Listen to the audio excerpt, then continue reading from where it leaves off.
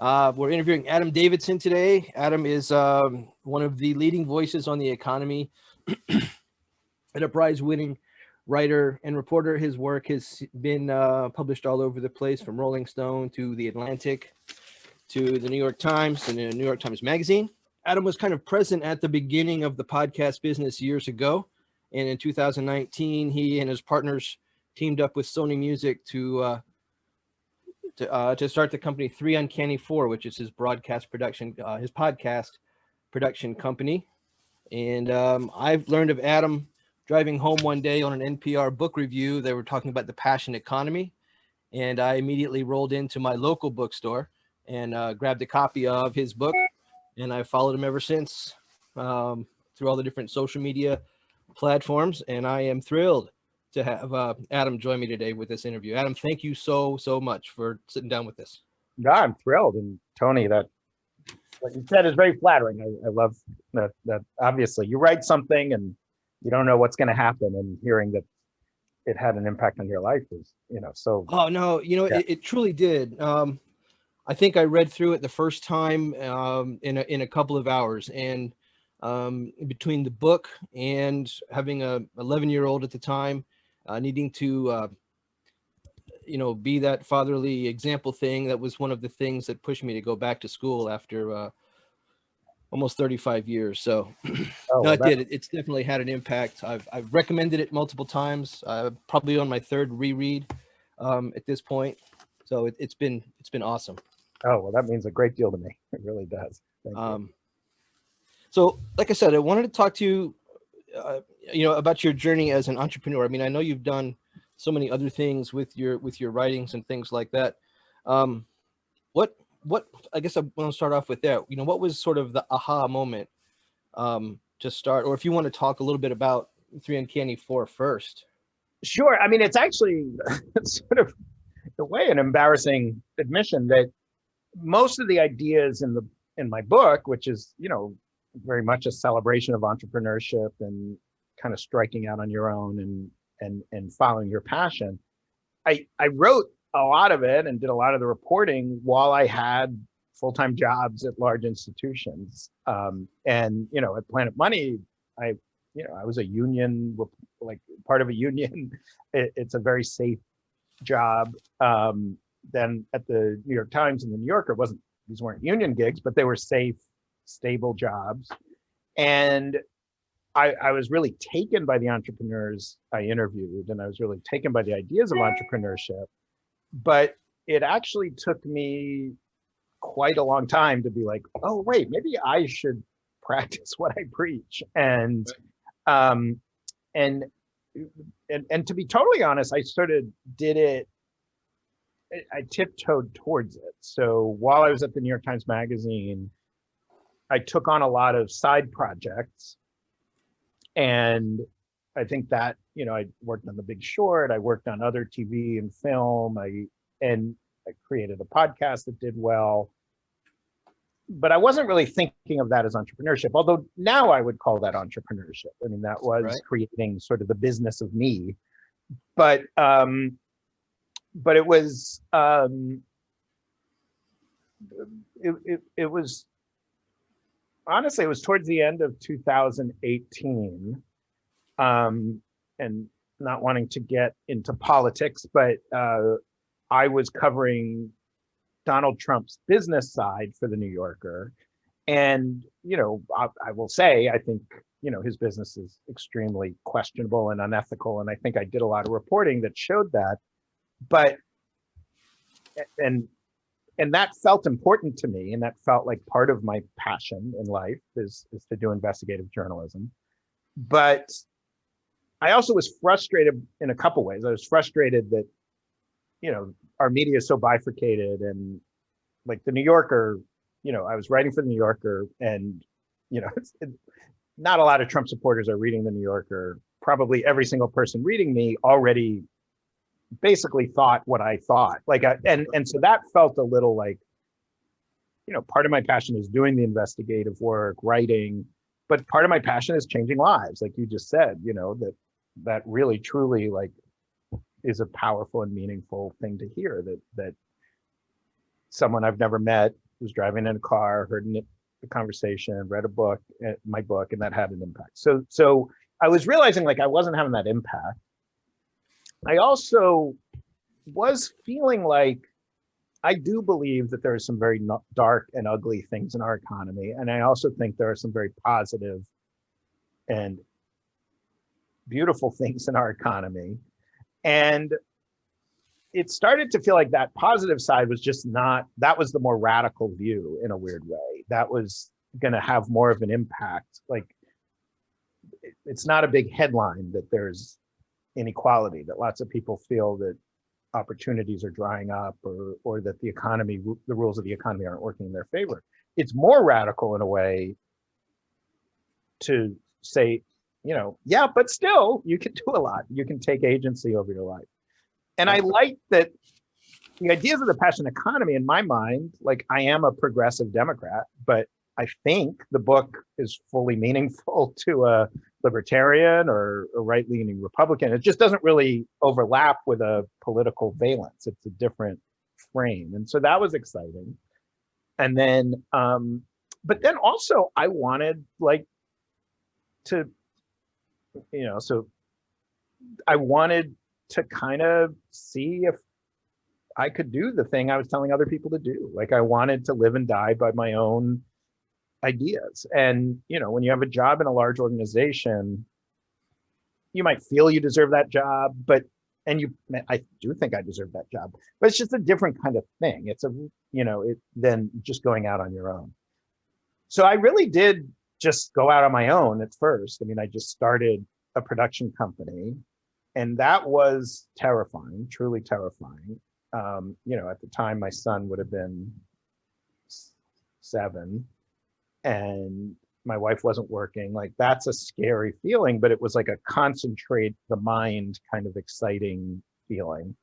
And I did it on my own. I mean, I had a small staff, but I did it on my own financially, you know, where I'm paying their salary. We had no revenue. Right. Wow.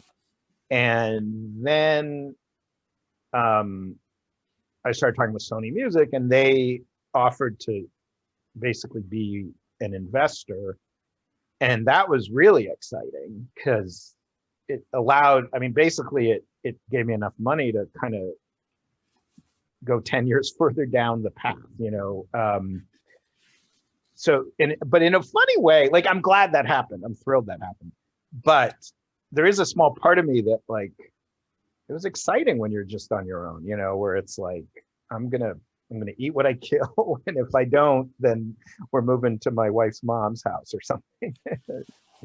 You know, we've been in that position. You know, my wife is self-employed. She owns her own business. I have a regular it used to be a regular 9 to 5. Now it's mostly part-time because I'm home a lot, you know, to make sure that things go cool with my son. But no, that sink or swim feeling is, like you said, eat what you kill. You know, there's a lot of crossing your fingers and hoping that things come through the door today. And the immediacy of, like, I had an idea, I executed it, and it met with a positive response. Like, that is satisfying in a way that, you know, it's like when you're in an office and you do something and your boss likes it or doesn't like it. Like, that's a good feeling. That's a very good feeling. And I had some really impressive bosses, like really good bosses. So I was psyched to please them. But it's just a different, when someone has to, like, take money out of their pocket and pay you for something you've done. Yeah, that I really like that feeling. It's a different level of satisfaction when you've done it for yourself. No question. I agree. It's, I've only pulled that off twice on a significant level. And it was an amazingly satisfying, you know, financially mostly rewarding kind of experience. And that too, the workshops that I've done, those kind of pushed me down this road. And, you know, I've got an idea for something that's next for me. If it were to work out, following the passion kind of a thing. But I think in my case, it's still a little bit of the fear of, I know I can do it. I think I can do it. I can probably do it. but what if it fails? And I think, and that, is that one of the things that you think holds back a lot of entrepreneurs? Is just that, is it the fear of failure? Is it not having the finances to make it work? What do you think holds back a lot of people? Yeah. So, I mean, fear of failure for sure. And I do think, like, for me, I don't want to say this is true for everybody, but I think for a lot of people, going on your own. So first of all, if you're thinking at all about going out on your own, if you're thinking at all about maybe I want to be an entrepreneur, you're already like in a special class, because most people don't even think that thought. So you're already, the very fact that you have that desire is setting you apart. And then if you really look at your soul and you're like, yes, I do have enough drive, I do have enough passion that I'd be willing to push through some challenges. Like, not everyone can say that. So talking about that group, not talking about every person, like, I don't think it was, I think that for a lot of people in that group, going out on your own and doing entrepreneurship is short-term much riskier. But my theory is that for a lot of people, it's long-term less risky, because and using risk in a somewhat technical, like the way economists use it, as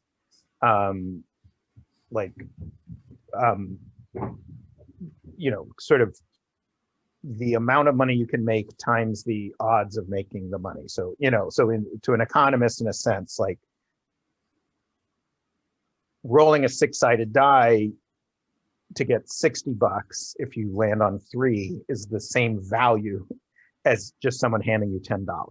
There's a 1 in 6 chance of getting $60, or you can, which is $10, or I'll just give you $10. So in that kind of sense of risk, I think that going out on your own, again, if you do it thoughtfully, I'm not just saying, if you're stubborn and kind of dumb and lazy, and like, there's plenty of people who are not going to thrive on their own. But if you have at least some basic good enough instincts and abilities, my strong inclination is that for a lot of people, yes, it is riskier, but the rewards are greater. You have more control over the rewards. And long term, I think full-time employment is under a lot of threat in a lot of industries. Like, if and I certainly see that, like, in my field, in journalism, I would think in photography, a lot of creative professions, web designers, graphic designers, but even a lot of accountants, people who work in manufacturing, etc. Like, if it's possible that if the things in your job that are repeatable are going to be done by a computer or another person somewhere. They're going to be, large companies are squeezing efficiencies out, which is another word for saying getting rid of people. And so I do think fear of failure is a major thing, but I think if people expand the time horizon and think not just, can I pay rent next month? I mean, you have to be able to pay rent next month. I'm not sure. But will this year be kind of scary, or will next year be kind of scary? That's one question. That's an important question. And you got to know, can I handle that kind of stress? Because it will be scary. But also, where will I be in 10 years? I look at myself, for example. Let's say I knew people who went more fully independent as sort of journalists, creative people, several years before I did, and they're doing very well. And today, of course, I wish I had done it 5 years earlier, 10 years earlier. I'd be in a better place. So that was a long-winded way of saying, yes, fear of failure, but I think through the full, think through many years. And that doesn't necessarily mean in every case, quit your job and go become an entrepreneur. But right. The other big thing, I'm guessing you're older than average for your class. the dumbest thing I did in my 20s was I got in a lot of debt. And so I got a job that I really liked, working at the public radio station in Chicago, but it paid terribly. And I just made the decision to fund my life on credit cards, which already is a stupid idea. But then I also didn't like downsize my life. So, and so by the time I was 25, I had so much debt that it really constrained, the next 5, 10 years of my life. And as you know, and as I know, it's harder to go out on your own when you have a family that's depending on you and you have a mortgage. And so I think people in their 20s, that's a very special period in your life. And you should be risk tolerant in a way that is going to be harder later. In my experience, a lot of people in their 20s are sort of obsessed with like, they want to be on the path, they want to be building their career, which is smart. But I think that's an age where there should be more entrepreneurship and more experimentation. Yes, as you were going, that was the question I was going to ask. I think do you think that younger generation, the guys who are, maybe 4, 5, 6, 8 years out of school, are they maybe overly obsessed with, crushing that partner job, pursuing that partner job, finding the $10 million idea that they can sell off rather than building something, that maybe generates, $500,000, maybe $2 million a year. They can live really comfortably and support, a decent community of employees. You think that maybe is part of what I think back? Here's what I think. I think that 100 years ago, say, when we sort of defined the modern economy, and I think of the 1930s during the Great Depression, we developed the Bureau of Labor Statistics, we developed this language of, and it actually began earlier, but that's really when they, were sort of modern ways of thinking about the economy really come into fruition. And there's a huge gap between you're an employee, you're on a payroll, or you're an owner of capital. Those were two wildly different groups, and you didn't really think of people going back and forth. What I would say is a basic requirement for any kind of decent life in the 21st century, if you weren't born rich or something, or weren't born Tom Brady, is to see the way you make money, the way you produce value, and the way you capture that value as a fundamental skill, like math or speaking English or driving a car. And I think for good reason, in the 20th century, business education was seen as like a specialty thing that some people got and some people didn't.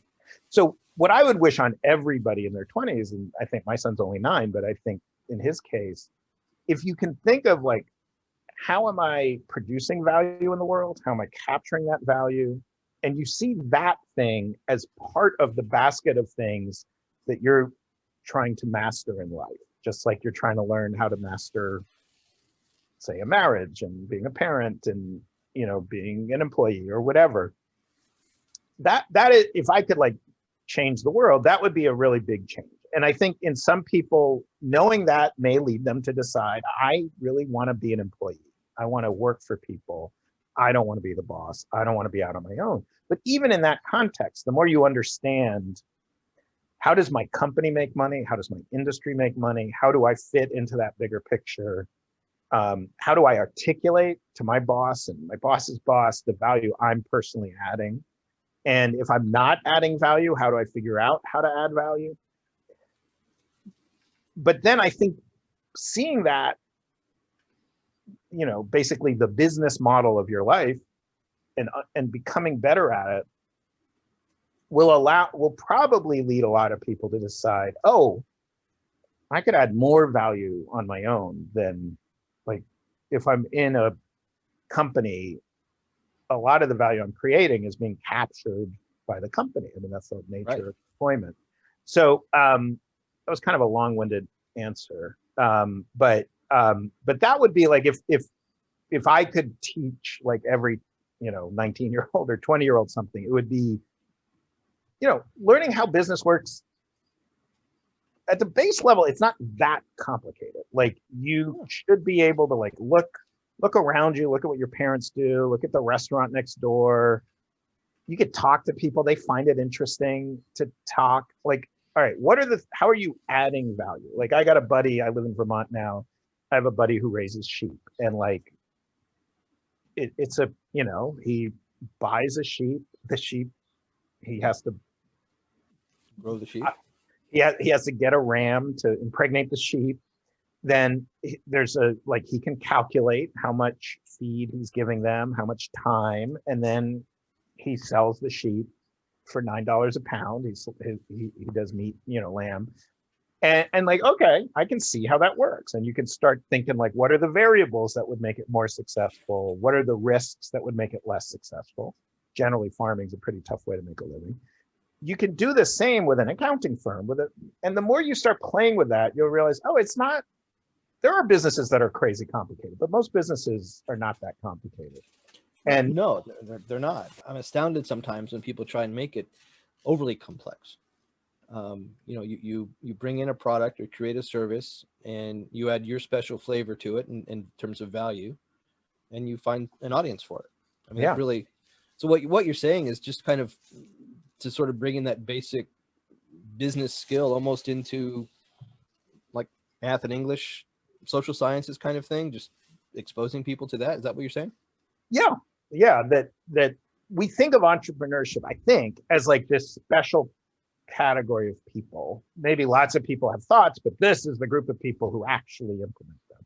And I would like more people to see it as in a continuity with the lives they're already living, like not like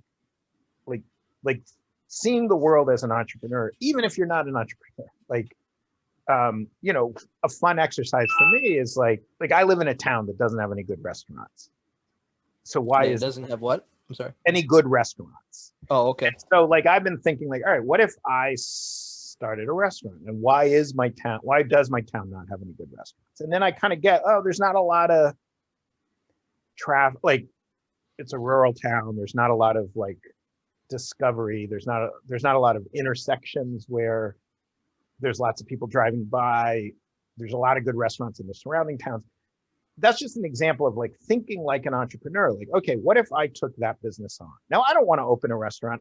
It's just my brain is always thinking like, could I be a better sheep farmer than that guy? Could I run a better construction company than that guy? And 99% of the time, the answer is absolutely not, no way. But I just find it, thinking those thoughts, asking those questions is really helpful. And if it's just a practice, you will find a few times in your life, the answer is, actually, I could really do that. I could really add a lot of value there and capture the value.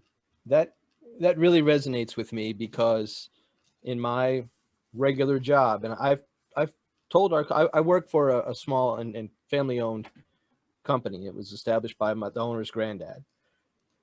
And I have told him at times in the past, we have a pretty blunt, pretty upfront relationship. I said, sometimes we're successful in spite of ourselves.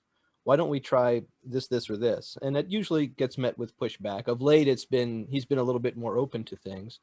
But, having told the owner of a 75-year-old company, we're successful in spite of ourselves multiple times over the years, gets frustrating. And that kind of was the kernel that has me thinking of doing something, completely, it's competitive against it, which would be kind of an issue. But that is exactly the thought process. Exactly. And I always had big opinions about all the stupid things my bosses were doing.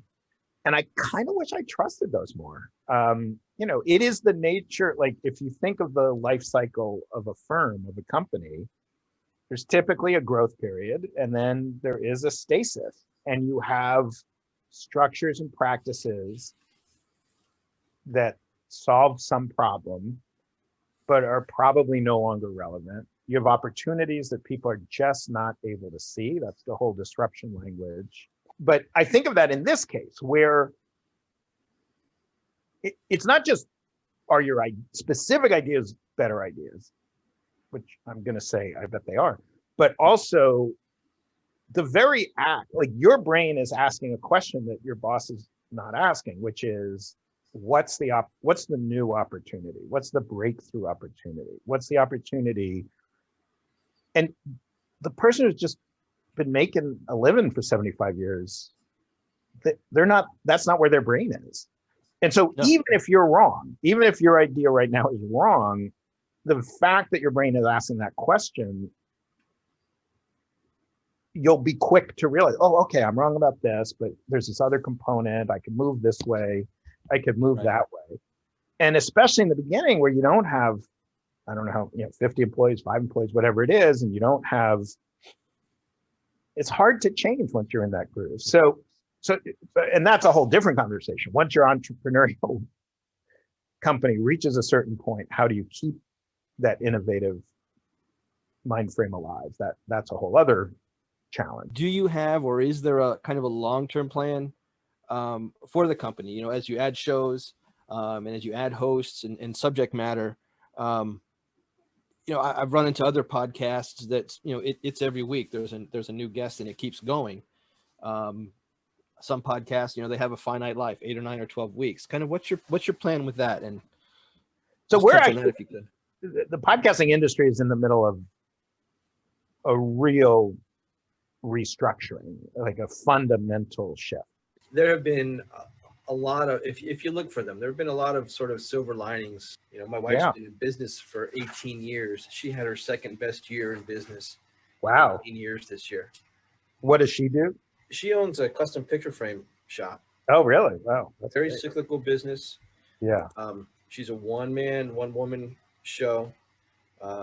Very niche-y in terms of, she's certainly skews higher end and things like that. And she was closed for about 6 weeks. And then Quint actually wrote an app that allowed her to reopen by appointment. Oh, that's great. And so if you wanted to come and see her, you had to make an appointment, and it took off. Amazing. And even though things now are approaching back to normal, she's decided she's going to keep the appointment thing. That's great. That's awesome. You basically get an hour of her time. And the irony is 20 years ago, we tried to do a by appointment house call version of what she does in a brick and mortar store. It failed miserably. Really? It was awful. Well, if you're ready, I'm ready. Let's go. Yeah, couple of questions. Yeah, I really enjoyed our conversation. Excited for part 2. So many people who start off and start a business, from scratch, or they're doing the entrepreneur thing. The biggest thing, and I see it in my own business, I know other business owners who run into it, is balancing work and life, because it can be so completely overwhelming to try and get things up and get things running and keep things going. Do you have any issues with that, or any kind of comments? How do you manage stuff like that? Yeah, I think that, first off, one of the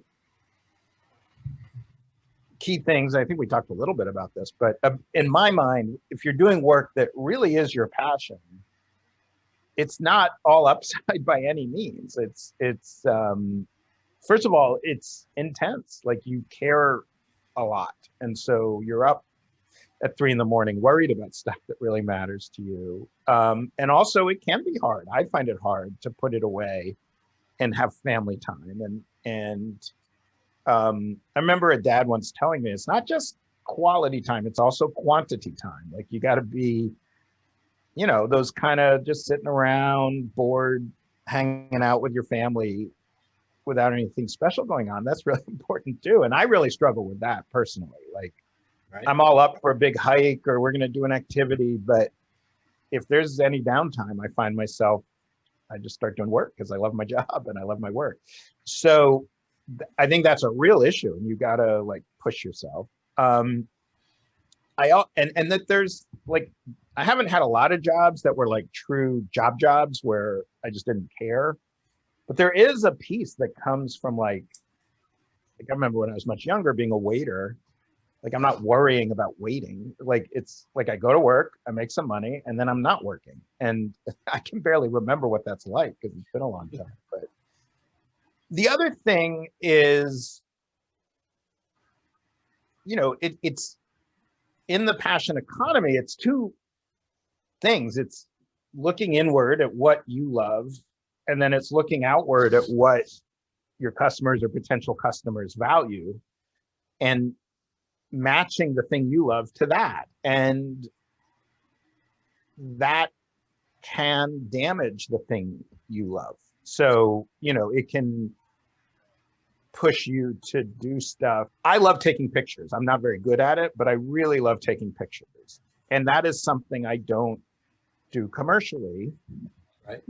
And I'm okay with that. Like I like that. Like I don't think I'm good enough. Like it's not like people are demanding I should, like I'm pretty bad. But that would be an example of something where like that's just for me.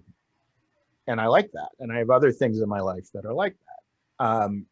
Writing really does feel like a profession. So like I probably don't write, I don't know, letters or notes or just short stories. I mean, when I was younger, I would write, you know, I'd sit down and write a play or write a short story just for Really? fun. And now it, you know, in my head, if someone's not paying me, if there's not a commercial transaction, I don't do it. And so I do think just because you have a passion doesn't mean it has to be a business. Right. And when your passion does become your business, it does change the passion it affects. So yeah, I think that's a big, big barrier. The other thing is I think this is true whether you're doing a passion business or not, but one of the big changes is, you know, I think if you look at much of the 20th century economy, there sort of is an escalator effect for not everybody, but for most people. If you look at most populations, the vast majority of people in America or Europe did better every few years. You know, they just steadily did better and better. And I think the passion economy is much more cyclical. So, you know, and sometimes it can be a sign that what you want to do, that it's actually a good sign that sometimes that it's volatile. Like it's good to step back from just meeting the immediate needs of your current clients and spend some time thinking, who would my new clients be? Or what are the skills I should adopt? Or, okay, this industry's changing. I have a way to make 80 grand a year or whatever it is, but I see a new way to make 200 grand a year, but I'm going to have to build that. I'm going to have to stop making 80 grand for a while so that I can build that. But we don't really have a language for that right now. We don't have, like, you know, I think if you think of like a loser in the kind of 20th century way, it's like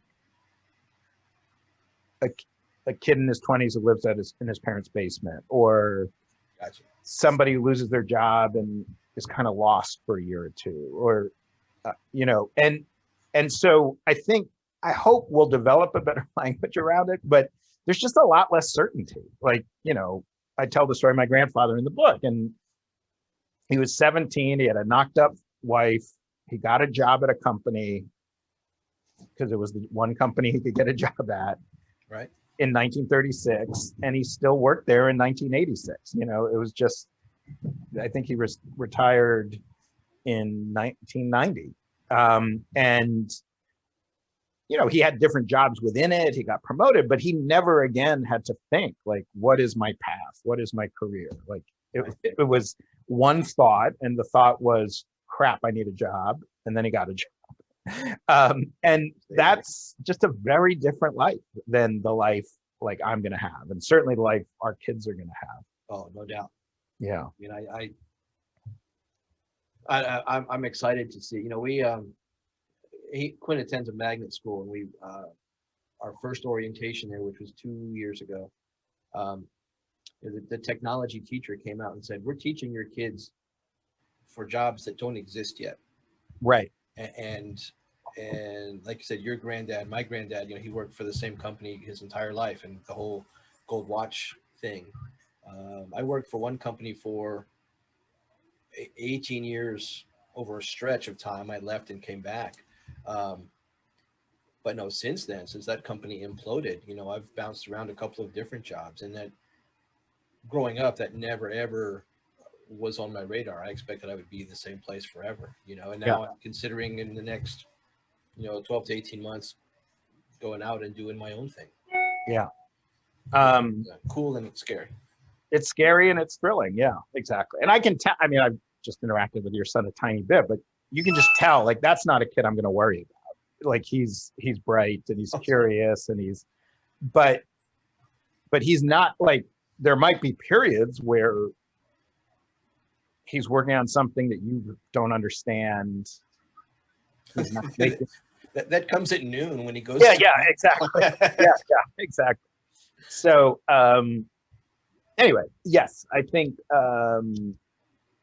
there's a lot that has to balance. This is not all upside.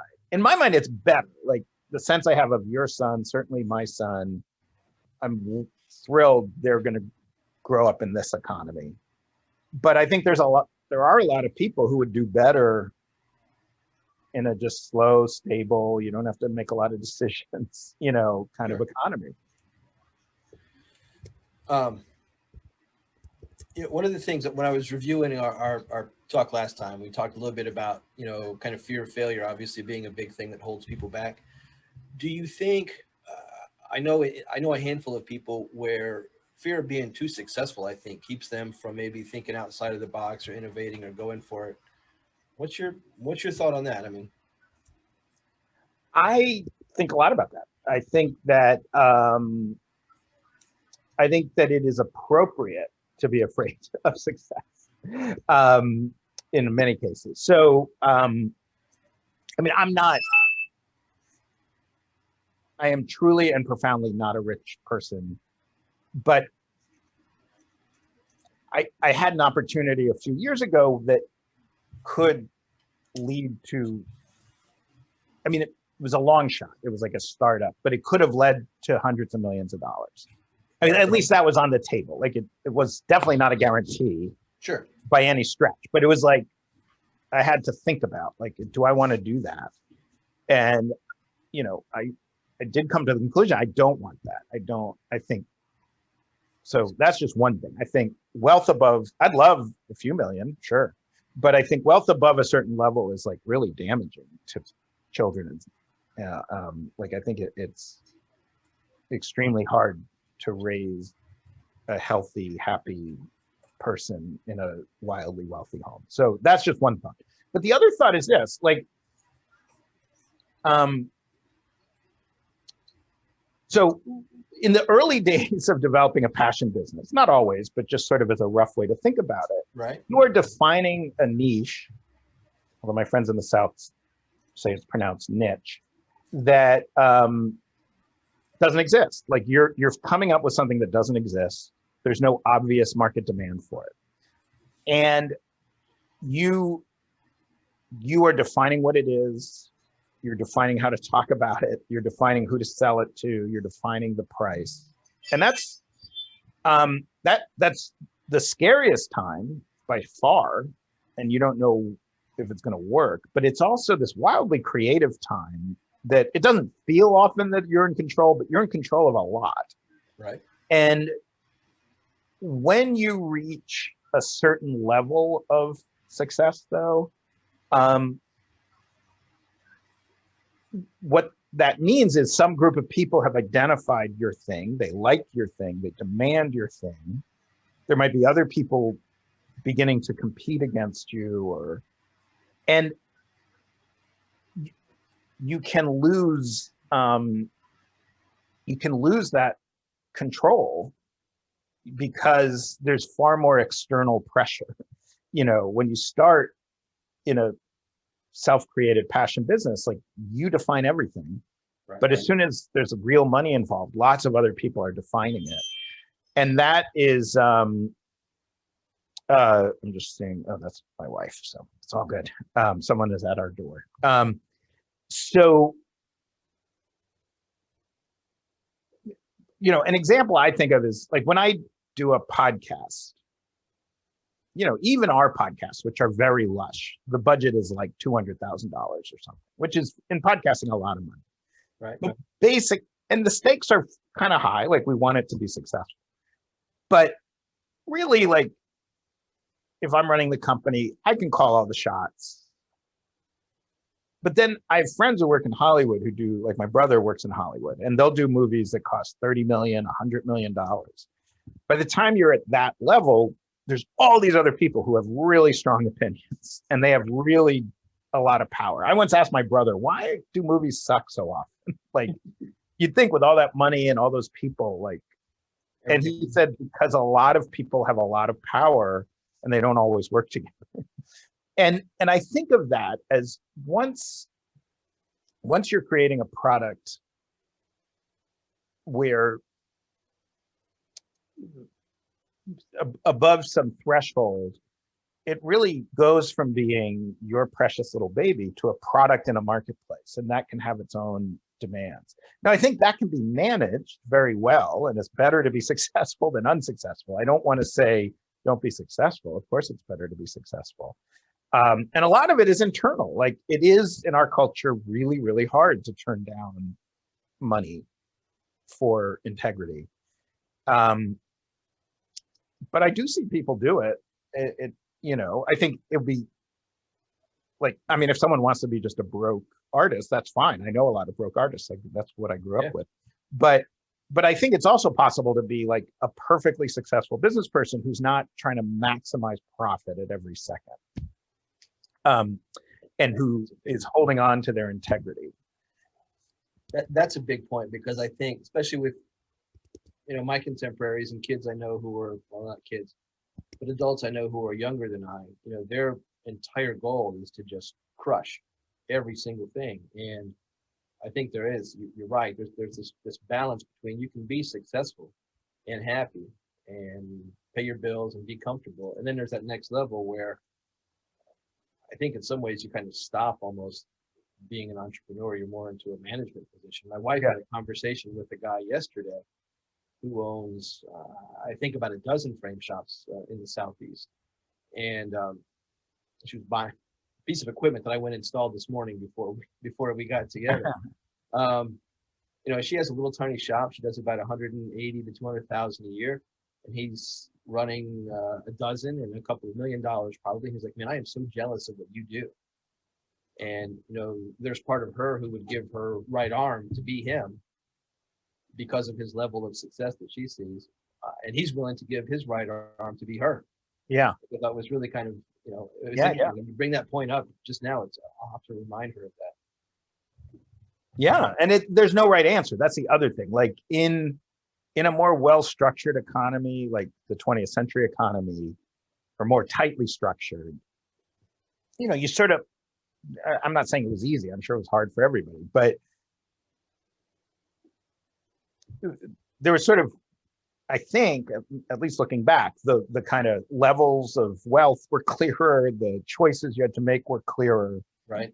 You know, in the passion economy, we are more on our own, and it's more of an ongoing, you know, I know some people who do, like, you know, graphic design or work like you do, who really do charge based on their feelings. And they're just like, sometimes I just don't want to do as much work, so I'm going to charge more. And sometimes, yeah, I want to hustle more, so I'm going to charge less. And I don't know, I think pricing should probably not change that quickly, and you should really understand the value you're providing and charge based on that rather than some internal metric. But I understand the inclination. So yeah, it's tricky. Now, one thing I would say to your wife, though, is there a, and I don't know the answer, but is there a higher value service she can provide where her market share is tiny, but her profit margin is much bigger because she's, you know, really zeroed in on the very specific framing needs of a very specific population that she can uniquely serve. And then she could have her cake and eat it too, which is something, you know, it's not easy, but I have seen, you know, there's lots of examples of people able to pull that off, which is pretty exciting. She'd probably have to not be a geographically centered business and figure out how to do it across the nation or the world. And that brings up additional challenges, but yeah, that is, those are the thoughts I have.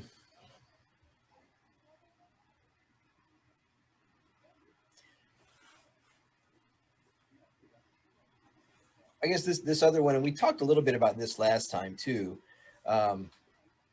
You're fortunate in that you were able to forge this partnership with Sony, and that, I assume, solved a lot of what would be startup, cash issues and things like that.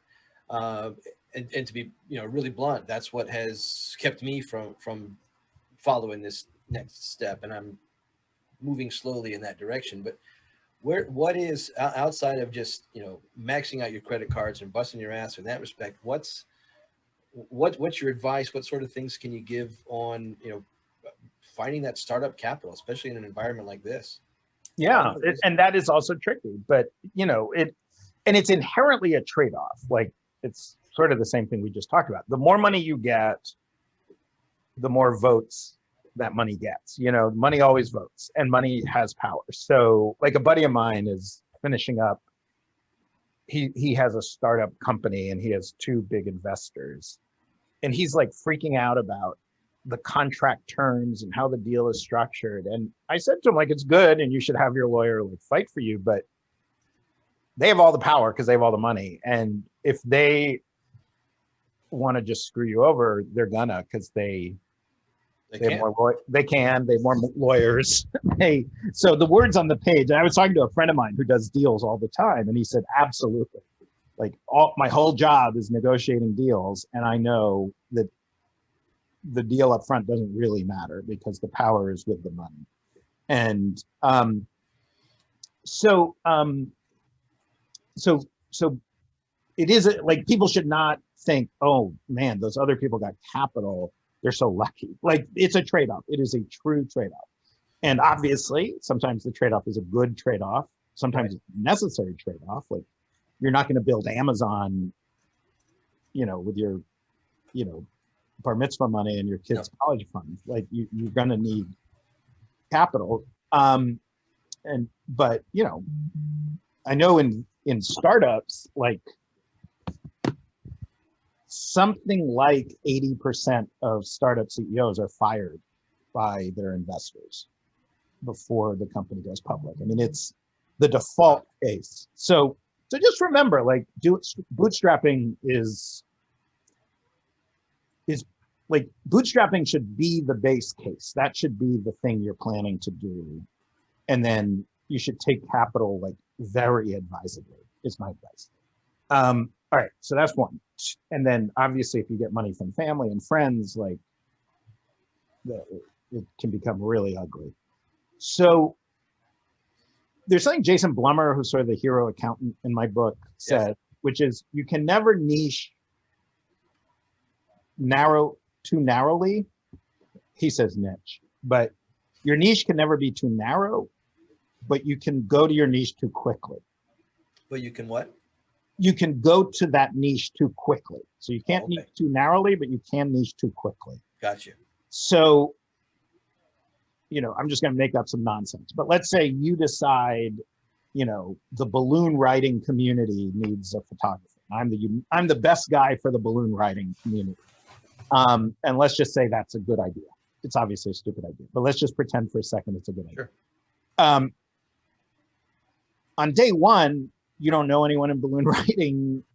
They're all over the country. You'd have to, like, travel and stuff. So it might make sense to start with a broader category. Now, probably not starting with I'll photograph anything, but maybe you can say, I'm going to do outdoor photography. So who needs outdoor? I'll do billboard ads, and then you could have kind of a rough plan for how I'm going to, like, zero in on this niche that I've identified over time, but I'm going to make sure my cash flow is sufficient. Another thing is, like, I think it'd be great if people generally thought, like, when I have a job where I'm working for someone else, I owe it to myself that 10 to 20% of my time and money is building the next thing. And so, it's like, you got money going to your 401k, you got money going to your kids' college fund, and you got money going to your startup funds. And, you're spending 2 hours a weekend or 4 hours a weekend actively, like, you're doing the business of you. Working it, right? And I think if people get in that habit, they will discover, like, wow, that really accumulates if you take it seriously. Like you go through a lot. The other thing is just the whole side hustle universe. Like there's so many ways now to manage side hustles with an eye towards making them full-time hustles as well. But and this is a big choice, and probably for people like you and me with family and a mortgage, it's probably not realistic. But for younger people, you know, live in a crappier house, you know, sleep on your parents' couch or your sister's couch for a year or two while you get your stuff together. That's where, like, Who's a Loser, and I was on, I think you mentioned you like Lewis Howe. I think, did you mention that? Or no? Do you know him? He has a podcast that I think you'd like a lot, the Lewis Howe podcast. Okay. But he had this very deliberate plan, and it involved him sleeping on his sister's couch for a few years while he built his business. And he said, like, it sucked because he'd go out for date, like he'd meet women and they'd be like, and he'd have to say, like, I'm unemployed and sleep on my sister's couch. In his mind, he was like a successful guy who was going to conquer the world, which he has done. But to them, it was like, oh, this is a loser with a capital L. Yeah, for that little short period of time, but that's the sacrifice he made. That's the sacrifice, yeah. So it's not, I am not pitching the easy road, definitely not. And certainly not in the short term. It involves sacrifice, trade-offs, choices. I mean, that's both the best thing and the worst thing about it, because you have to craft a path for yourself that nobody else, you're not doing what your dad did, or starting as an entry-level blank and then becoming an assistant blank, and then, you know, you're creating a whole new, sometimes not just a whole new career, a whole new industry. You know, it's hard. It's really hard. That's why I really like the idea, and this is one of the thoughts I'm working on, is like a peer community where people can kind of encourage each other, start developing a language together, and, you know, where people at different stages can sort of talk to each other and say, oh, I was there, here's what you should do. You know, that would be huge, because I think that's one thing that I'm sure there is, but, you know, a community like that, but someone who is, you know, they're 30 days away from having to shut down, and being able to talk to 10 other people who were 30 days from shutting down, who figured a way out, or whatever it is. You know, here's my success story. Here's how I dug out. Here's how I built. Yeah. You know, that's pretty cool. You know, so much of the economy, big economy, is the web, is Amazon, and it's internet. Do you feel there's a future? It might have to be super specialized, but is there a future for old school brick and mortar? I have to raise the game a lot. Retail. Yes, there's absolutely a place for brick and mortar. And look, a brick and mortar retail store is a bunch of different businesses all in one. You know, so you can think of just the simple logistics of, there's a bunch of products being made at different factories. They have to be assembled or brought together in some warehouse. They have to be trucked somewhere. Then they have to be distributed to where people can buy them. And that's a fairly, like, and that was the role of a lot of Main Street retail. Once your population reaches, you know, 10,000 people, it has a candy store. Then 20,000, it has a stationery store. Then 30,000, it has a pharmacy, or whatever it is. I don't know what the numbers are, but it's just geographically defined businesses where there might be some that are way better than others, but even those aren't really being rewarded, because you could, if you have the best candy store in Charlotte, Vermont, where I live, it's still just 5,000 people who live here, and you're not gonna make that much more money than if you have a perfectly adequate but not especially great candy store. So I think brick and mortar as logistics, distribution, I think you're just screwed. Like I don't like, unless you have some theory about how you can take on Amazon, I think that part of it you're done. But brick and mortar as experience, as guide, as community, I think the more Amazon is successful, the more people will crave that. And like, I mean, here in Charlotte, or here in Burlington, there's a wine store that, like, it's just such a great experience going to the wine store. And I had a similar wine store in Brooklyn. It's just, I love going there. I talk to them, they give me advice. It looks beautiful. It's just an experience. I could easily order wine online, but it's kind of a pain to carry like heavy bottles of wine. Similarly, there is a candy store in Brooklyn. Brooklyn's a big enough town that right next door to the wine store I love, there's this great candy store that was just, they had all sorts of candies from around the world. And it just, you know, my son would love it, of course, because kids love candy, but he would have loved anything. I loved it because it was like kind of travel around the world. It was exciting. And so that, I think, yes, absolutely. There are destination stores where people will travel to go to them, but generally you have to think like who's within walking distance, or driving distance.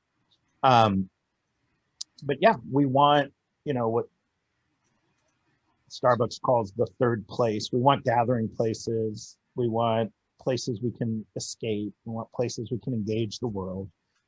But yeah, it's harder. Definitely, no question, it's harder. The big challenge with retail is, or brick and mortar retail, is that geographic issue, unless you're in New York City or LA or some big crowded city.